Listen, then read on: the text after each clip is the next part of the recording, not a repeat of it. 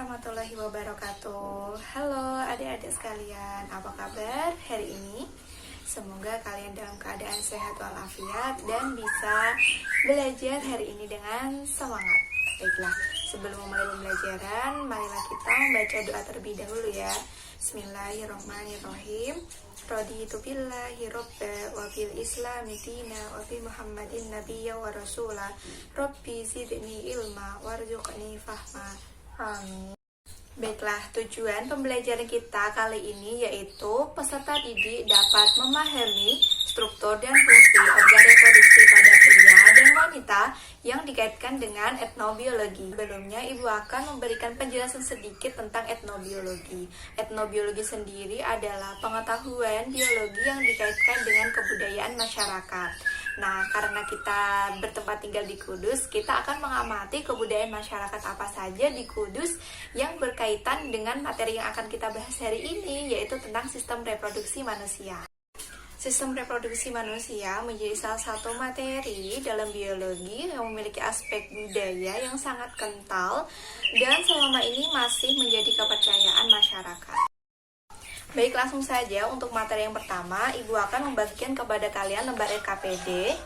Ini ada 2 topik permasalahan yang bisa kalian kaji, di mana disesuaikan dengan materi yang pertama tentang struktur dan fungsi organ reproduksi pada pria dan wanita, dan dikaitkan dengan etnobiologi.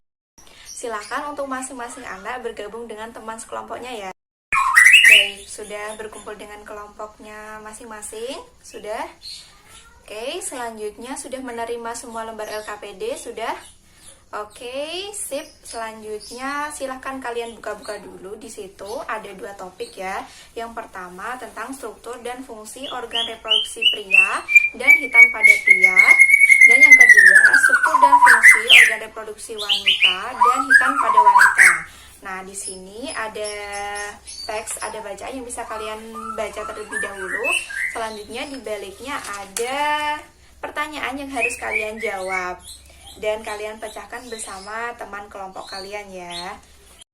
Baik adik-adik, silahkan untuk berdiskusi bersama teman kelompoknya. Ibu akan memberikan waktu 10 menit cukup ya untuk menjawab pertanyaan yang sudah terdapat pada lembar LKPD.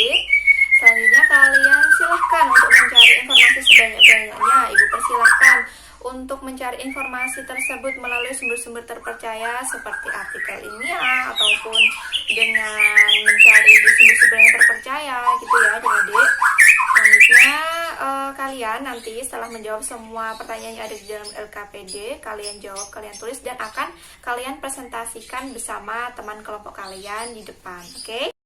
Oke, waktunya sudah habis. Stop pengajaran adik-adik. Silahkan kita perhatikan teman kita yang akan mempresentasikan hasil diskusi bersama teman kelompoknya.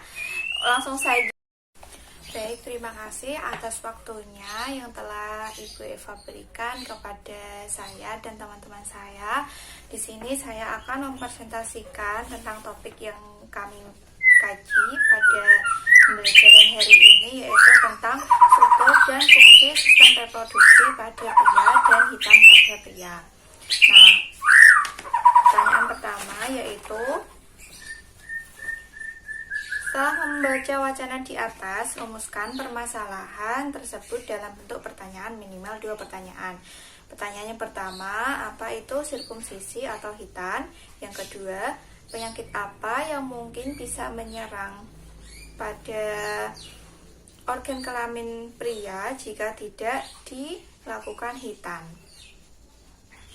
Lalu untuk soal yang nomor 2 yaitu, apakah kemungkinan jawaban dari rumusan permasalahan yang telah dibuat pada soal pertama? Nah, pada soal pertama yaitu, apa itu sirkumsisi atau hitan? Jawabannya, sirkumsisi atau hitan adalah prosedur bedah pada laki-laki dengan tujuan memotong atau membuang kulit yang menutupi Mr. P atau pada penis. Lalu pertanyaan yang kedua, penyakit apa yang mungkin bisa menyerang pada Mr. P jika tidak dihitan? Jawabannya yaitu bisa menyebabkan penyakit HIV atau AIDS, kanker penis, HPV, dan herpes. Soal nomor 3, Bagian manakah yang dipotong atau dihilangkan dalam praktik hitan pada pria? Nah, yang dihilangkan pada praktik hitan pada pria yaitu pada bagian kulup atau kulit penis di bagian depan atau yang disebut dengan preputium. Lalu soal nomor 4, apakah hitan pada pria baik untuk kesehatan? Jelaskan. Jawabannya ya, karena hitan dapat mencegah pria terserang penyakit menular seks seperti HPV, herpes hingga HIV atau AIDS dan dapat menurunkan resiko infeksi saluran kemih. Untuk soal nomor 5, yaitu untuk menggambarkan organ reproduksi pada pria beserta fungsinya. Di sini kami sudah menggambar organ reproduksi pada pria, di mana dibagi dua bagian, yaitu pada bagian luar ada penis dan skrotum, pada bagian dalam ada testis, ada saluran reproduksi, dan ada kelenjar kelamin. Nah, untuk yang bagian luar, di sini ada penis. Gambarnya tidak jelas ya Bu Guru, mohon maaf. Nah, di sini fungsinya yaitu sebagai alat kopulasi. Selanjutnya, pada bagian dalam kita lihat ada testis. Nah, mohon maaf. Nah, sebelum di testis, bagian luarnya ada pembungkus namanya skrotum.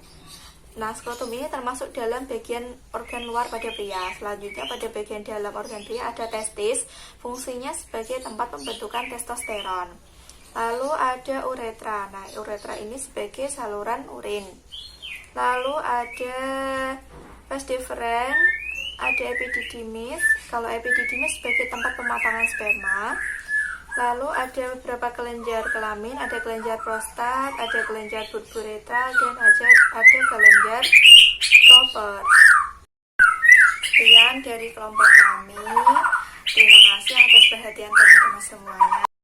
Oke, terima kasih pada kelompok Mbak Nade yang sudah mempresentasikan dan menjelaskan kepada teman-teman semuanya tentang organ reproduksi pada pria dan hitan pada pria. Jadi pembelajaran kita hari ini yaitu tentang organ reproduksi pada pria dan wanita yang dikaitkan dengan hitan pada pria dan wanita juga. Adik-adik sudah paham ya apa itu hitan? Hitan itu apa tadi atau nama lainnya? Sirkumsisi, oke. Nah, sirkumsisi ini kalau pada pria yang dihilangkan pada bagian preputium atau pada bagian kulitnya. Kalau pada wanita, klitoris. Namun ini dilarang karena salah satu bentuk apa?